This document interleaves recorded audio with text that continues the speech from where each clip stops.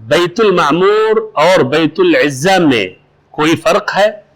تو جواب، البیت المعمور یہ ساتوں آسمان کے اوپر ہے، جس کا ذکر اسراء اور معراج کی حدیث میں آیا۔ نبی صلی اللہ علیہ وسلم نے فرمایا کہ اس البیت المعمور میں 70,000 فرشتے داخل ہوتے ہیں، پھر دوبارہ ان کی باری نہیں آتی ہے، اور یہ کعبہ کے بلندی پر، اونچائی پر ہے یہ البیت المعمور۔